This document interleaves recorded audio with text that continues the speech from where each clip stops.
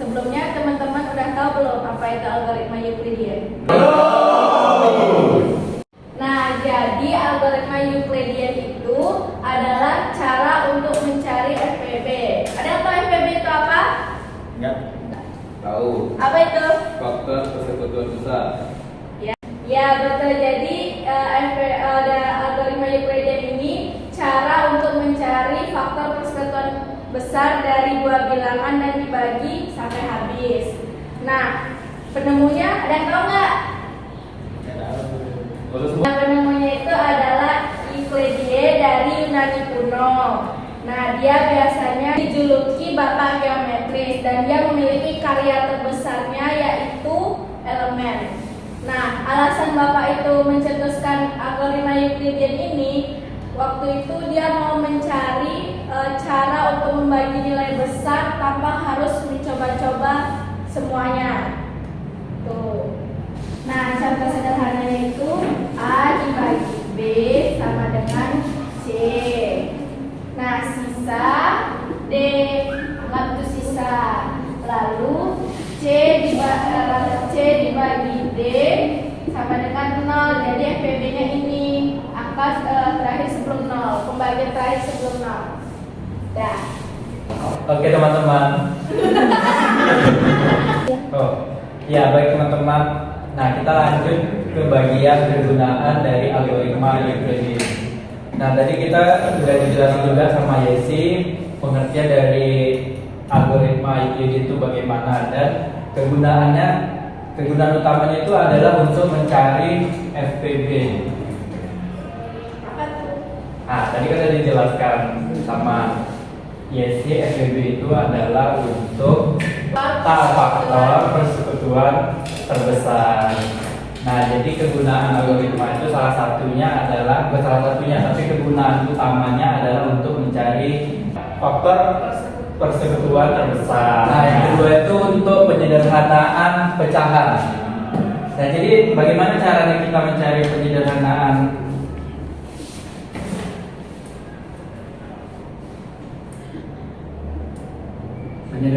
pecahan?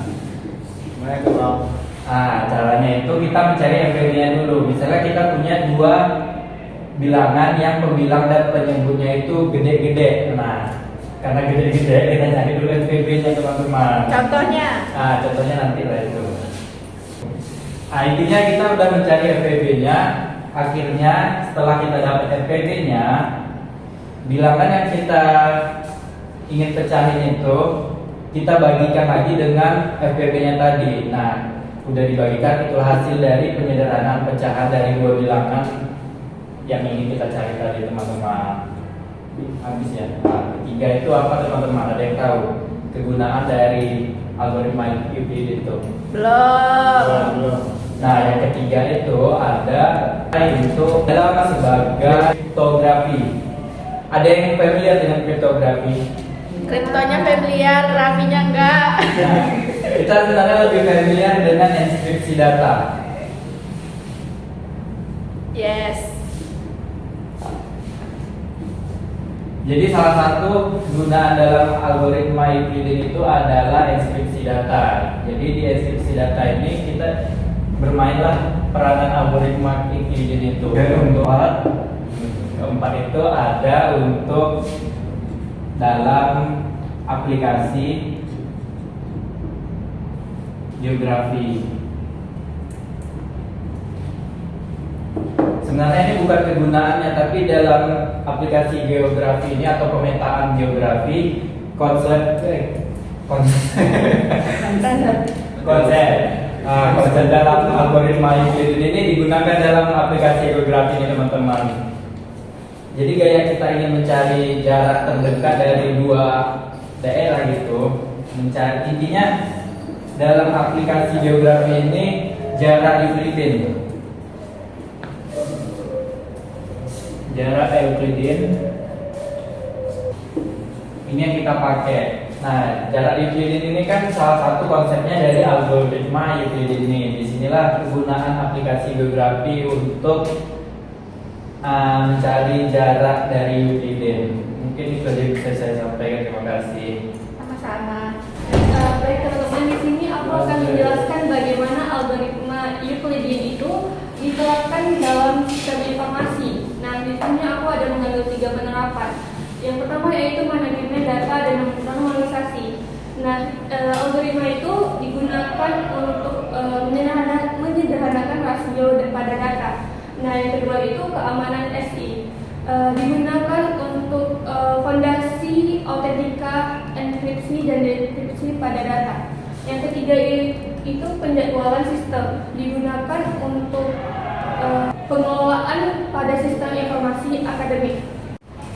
Baik teman-teman, di sini kita ambil satu contoh studi kasus yang itu penjadwalan pada sistem. Kita ambil sistem informasi akademik.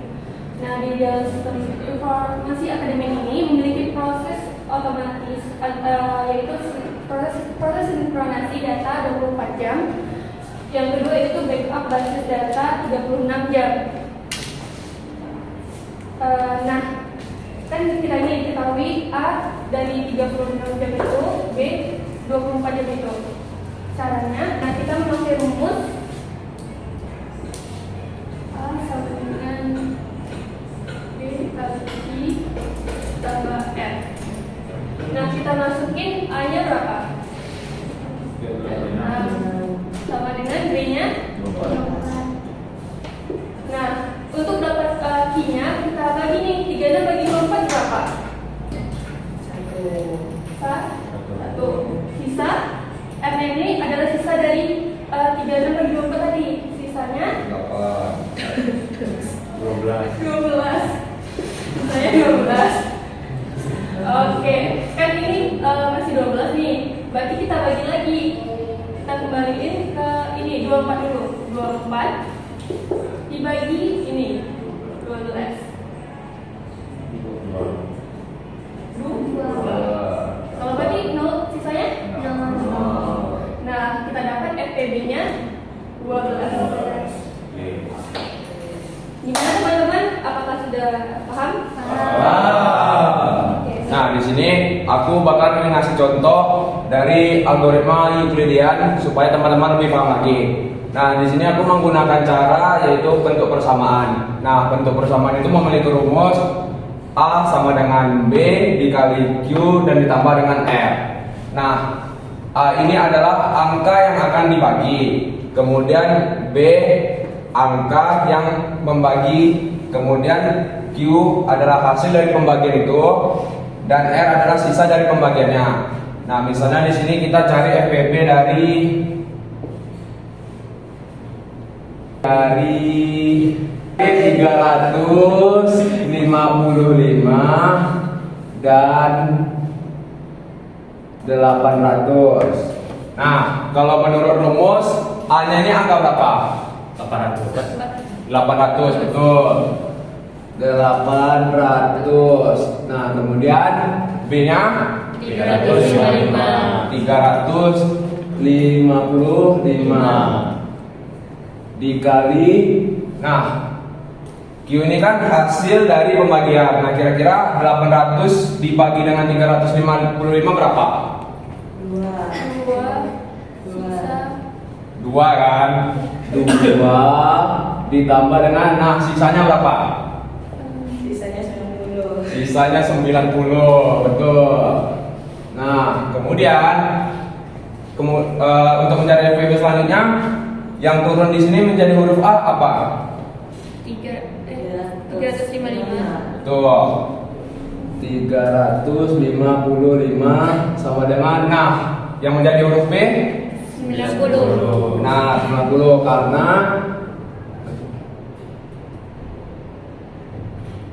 karena dia akan dibagi dengan sisanya, bukan dari hasil dari pembagian.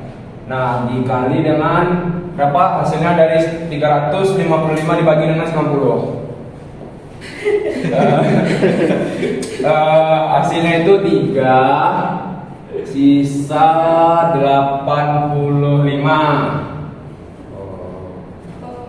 Nah, kemudian turun lagi di sini, 90-nya turun di sini sama dengan 85 tambah dikali dengan 1 1 ditambah dengan 5. Di sini turun lagi 85 sama dengan dibagi dengan 5 dikali 17, betul.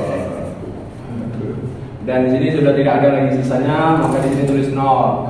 Nah, di sini dapat hasilnya FPP dari 355 dan juga 800 adalah 5. Karena dalam mencari FPP itu angka yang terakhir kali membagi itulah hasilnya. Di sini angka terakhir kali yang membagikan angka 5 kan? Ya. Maka hasilnya adalah 5. Di sini aku mau jelasin satu lagi nih contoh tadi algoritma Euclidean. Nah, aku kasih contoh soal cerita ya. Jadi di sebuah sistem informasi akademik menyimpan 260 data mahasiswa dan 220 data alumni. Nah, jadi data tersebut akan kembali ke beberapa server dengan jumlah yang sama di setiap server. Tanpa ada sisa, tentukan jumlah server maksimum yang digunakan. Nah, jadi kita masuk pakai rumus yang tadi nih yang kesamaan. Jadi ya, rumus itu tadi A sama dengan B kali Q tambah R. Nah, di sini A-nya berapa? Dari soal cerita nih. 560. 550. Kalau B-nya 220. 500 kan kiri kan masih bagi tadi ya. 560 dibagi 220. 2. Hasil sisanya berapa? Sisanya itu kan 120. Nah, jadi setelah dapat lanjut yang kedua, A-nya jadi 220. 220 sama dengan 120 dikali 1 ditambah hasil bagi 220 kali 120 hasil sisa bagi 120 dan 120 itu 100. Karena ini masih belum ada, lanjut lagi di 120 sama dengan 100 kali 1 sisa 20. 100. Lanjut 100 sama dengan 20 dikali 100 bagi 20 4. 5. 5. Nah, di sini kan udah nggak ada sisa nih.